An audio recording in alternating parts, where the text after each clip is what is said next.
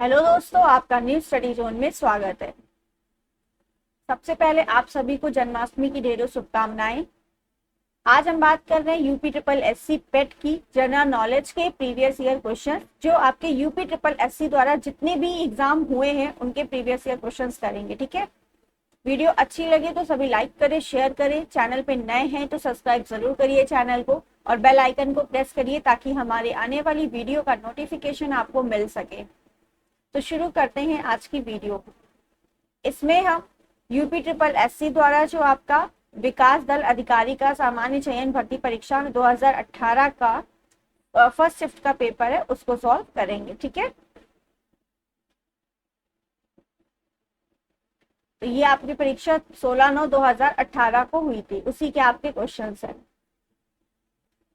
पहला हमारा क्वेश्चन है, लखनऊ में डैश क्षेत्रीय केंद्र प्रिंट मेकिंग, मूर्तिकला, मिट्टी के बर्तन और चित्रकला के विषयों में कलाकारों को कार्य सुविधाएं प्रदान करने के लिए स्थापित किया गया है। किसको स्थापित किया गया ये पूछा है। जवाहर कला को, ललित कला अकादमी को, वास्तुकला, कोरी कला। तो यहाँ पर आप ऑप्शन बी राइट होगा, ललित कला अकादमी। जो ललित कला अकादमी है ये आपकी जो है आपकी 1983 में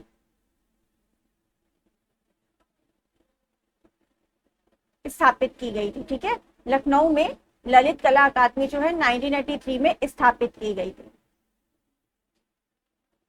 board of control for cricket in India BCCI ने भारत में डैश क्रिकेट को बढ़ावा देने के लिए यूएन इन्वॉल्वमेंट के साथ एक आशय पत्र पर हस्ताक्षर किए हैं। यहाँ पर कौन सा होगा आपका, सुरक्षित, हरा, लाल या सफेद? तो यहाँ पर आपका आंसर राइट होगा हरा।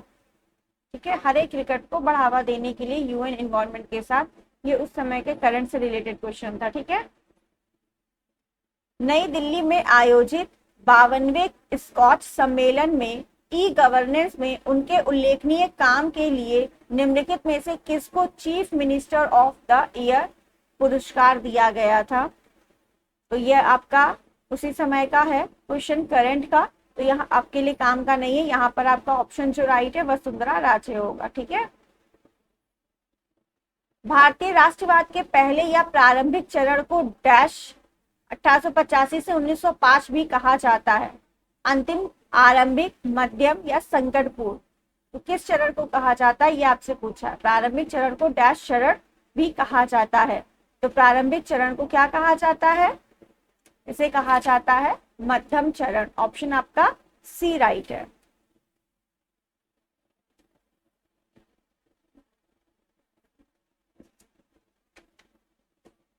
नेक्स्ट, महात्मा गांधी ने सत्याग्रह सभा की स्थापना की थी। तो सत्याग्रह सभा की स्थापना आपकी फरवरी 1919 में हुई थी। ऑप्शन आपका सी राइट है। यहाँ पर डैश भारत में राजनीतिक सुधारों के लिए आंदोलन शुरू करने वाले पहले भारतीय नेता थे। तो यहाँ पर आपको बताना राजनीतिक सुधारों के लिए आंदोलन शुरू करने वाले प्रथम भारतीय नेता कौन थे? यहाँ पर आपका ऑप्शन बी राइट होगा, राजा राम मोहन रॉय थे। ठीक है, नेक्स्ट, 28 दिसंबर 1885 को भारतीय राष्ट्रीय कांग्रेस आईएनसी की स्थापना गोकुलदा तेजपाल संस्कृत स्कूल के परिसर में डैश में हुई थी। सिंपल सा क्वेश्चन पूछ रहा है, भारतीय राष्ट्रीय कांग्रेस की स्थापना जो है आपकी कहाँ हुई थी? तो ये कहाँ हुई थी? बंबई में हुई थी। ठीक है, ऑप्शन आपका बी राइट है। नेक्स्ट, 1917 का डैश सत्याग्रह महात्मा गांधी का पहला सत्याग्रह था और भारतीय स्वतंत्रता आंदोलन में एक बड़ा विद्रोह था। तो महात्मा गांधी का पहला सत्याग्रह आपका कौन सा था? चंपारण सत्याग्रह था, जो कि 1917 में हुआ था टिनकटिया पद्धति के विरुद्ध। ठीक है, नील की खेती के विरुद्ध। तो ऑप्शन यहाँ पर डी राइट है। और यहाँ अगर क्वेश्चन पूछा जाता महात्मा गांधी जो है किसके बुलाने पर गए थे, तो राजकुमार शुक्ल जो थे इनके बुलाने पर ये गए थे चंपारण। ठीक है, 1916 के अधिवेशन में ये मिले थे महात्मा गांधी से। वहीं पर इन्होंने पूरी दशा बताई थी चंपारण की। तब गांधी जी ने कहा था हम आएंगे वहां, तब ये वहां गए थे और इसके विरुद्ध में अपना पहला सत्याग्रह किया था। 1866 में भारत के संदर्भ में चर्चा करने और भारतीय कल्याण को बढ़ावा देने के लिए ब्रिटिश सार्वजनिक अधिकारियों को प्रभावित करने के लिए लंदन में ईस्ट इंडिया एसोसिएशन का आयोजन किसने किया था?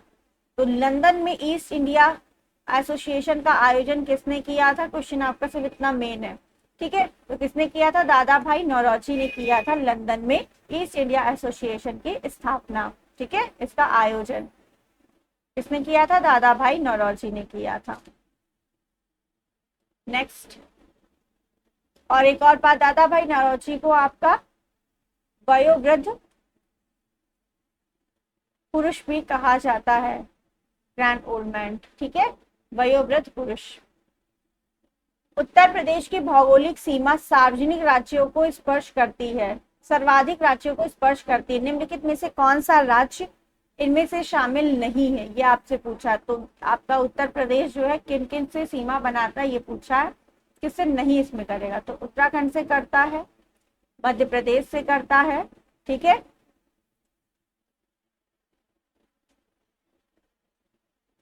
और आपका झारखंड से करता है। यहाँ पर उड़ीसा जो है आपका इस साइड पड़ जाएगा ना, उड़ीसा से उत्तर प्रदेश अपनी सीमा नहीं लगाता, ठीक है। कितने राज्यों से लगाता है? तो ये 8 राज्य और 1 केंद्र शासित, टोटल 9 से लगता है, ठीक है। 8 राज्य कौन कौन से हैं? उत्तराखंड, मध्य प्रदेश, झारखंड, हिमाचल प्रदेश, राजस्थान, छत्तीसगढ़, बिहार और आपका झारखंड हो गया 4, 3, 7, एक और आपका कोई बचा हरियाणा, ठीक है। ये 8 से लगता है और एक आपका केंद्र शासित प्रदेश दिल्ली से लगता है, ठीक है। नेक्स्ट, डैश झील भारत की सबसे बड़ी खारे पानी की झील है या भारत की सबसे बड़ी झील है? तो आपकी जो चिल्का झील है, ठीक है, ये खारे पानी की सबसे बड़ी झील है आपकी चिल्का झील। तो ऑप्शन यहाँ पर क्या राइट हो जाएगा? चिल्का। नेक्स्ट, डैश मिट्टी भारत में सर्वाधिक मात्रा में पाई जाती है? तो भारत में सर्वाधिक मात्रा में मिट्टी आपकी जलोढ़ मिट्टी पाई जाती है, ऑप्शन सी राइट है, ठीक है। काली मिट्टी को स्वतः जुताई वाली मिट्टी कहते हैं, ये कपास के लिए जो है बहुत ज्यादा उपजाऊ है, ठीक है। किस शहर को स्टील सिटी ऑफ इंडिया के नाम से जाना जाता है? तो steel city of India Jamshedpur को कहा जाता है, ऑप्शन आपका डी राइट है 17 नंबर का क्वेश्चन, ठीक है। इनमें से कौन सी नदी भारत में पश्चिम दिशा में बहती नहीं है? ठीक है, तो पश्चिम, ये आपका पूरब है, इधर पश्चिम, ठीक है, ये आपका भारत है। नर्मदा नदी आपकी इधर ही आती, तो इसने यही पूछा है पश्चिम दिशा में नहीं बहती है, बहती नहीं है, तो नर्मदा ही हो जाएगा आपका आंसर, ठीक है। बाकी कृष्णा, साबरमती, लूनी ये आपकी सभी इधर उत्तर दिशा में बहती है, बंगाल की खाड़ी में जाके गिरती है, और ये आपकी जो नर्मदा नदी है अरब सागर में गिरती है जाकर, ठीक है।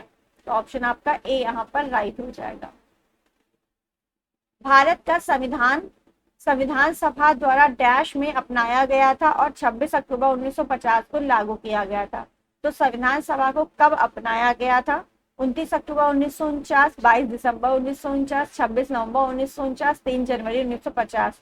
तो 26 नवंबर 1949 को संविधान सभा द्वारा इसे अपनाया गया था और 26 जनवरी 1950 को ये लागू किया गया था। तो ऑप्शन आपका सी राइट है। प्रतिवर्ष भारत में राष्ट्रीय पंचायती राज दिवस डैश के दिन मनाया जाता है। यह दिन संविधान 73वां संविधान संशोधन अधिनियम 1992 के जारी होने का प्रतीक है। तो ये आपका 24 अप्रैल होगा यहाँ पर, ऑप्शन आपका बी राइट है, ठीक है। 24 अप्रैल को मनाया जाता है पंचायती राज दिवस। भारत के संविधान की डैश अनुसूची में असम, मेघालय, त्रिपुरा और मिजोरम राज्यों में जनजातीय क्षेत्रों के प्रशासन के संबंध में प्रावधान है। तो ये आपका अमित्र मेगा किस अनुसूची में है? आपकी पहले में राज्य एवं संघ है, दूसरे में आपका क्या है? शपथ है, तीसरे में सीटों का आवंटन है राज्यसभा की, ठीक है। तो यहाँ पर आपका 78 का आंसर क्या हो जाएगा? 6, ठीक है। ऑप्शन आपका सी राइट हो जाएगा। चौथी में आपको बता दिया, पांचवी में एससी और एसटी है, 6 में आपका अमित्र रहेगा। इन 4 की जनजातियों के बारे में बात की गई है, ठीक है। नेक्स्ट है 73वें संविधान संशोधन 1992 के द्वारा भारतीय संविधान में डैश शीर्षक से एक परिच्छेद 9 जोड़ा गया है, जो अनुच्छेद 243 से 243 ओ के प्रावधान को कवर करता है। तो ये अल्पसंख्यक, न्यायपालिका, पंचायत सदन। तो ये आपका 73वां संविधान संशोधन 1992 जो है आपका पंचायत से संबंधित है। ऑप्शन आपका सी राइट होगा, ठीक है। भारत के संविधान का कौन सा अनुच्छेद राष्ट्रीय महत्व के स्मारकों, स्थलों और वस्तुओं की सुरक्षा से संबंधित है? तो यहाँ पर आपको बताना कौन सा आंसर राइट होगा। तो राष्ट्रीय महत्व के स्मारक, स्थलों, वस्तुओं की सुरक्षा के लिए आर्टिकल आपका राइट होगा यहाँ पर आर्टिकल 49, ठीक है। आर्टिकल जो 48 है ये कृषि और पशुपालन का संगठन के लिए बात करता है।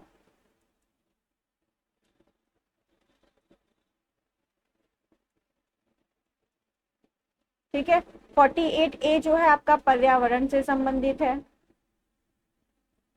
और जो आर्टिकल 50 है ये न्यायपालिका और कार्यपालिका का पृथक्करण के लिए जाना जाता है। न्यायपालिका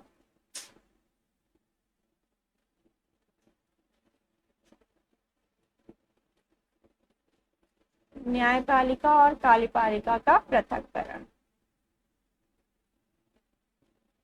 ठीक है। तो आपका यहाँ आंसर सी राइट होगा आर्टिकल 49। महात्मा गांधी ने डैश अर्थव्यवस्था की वकालत की थी।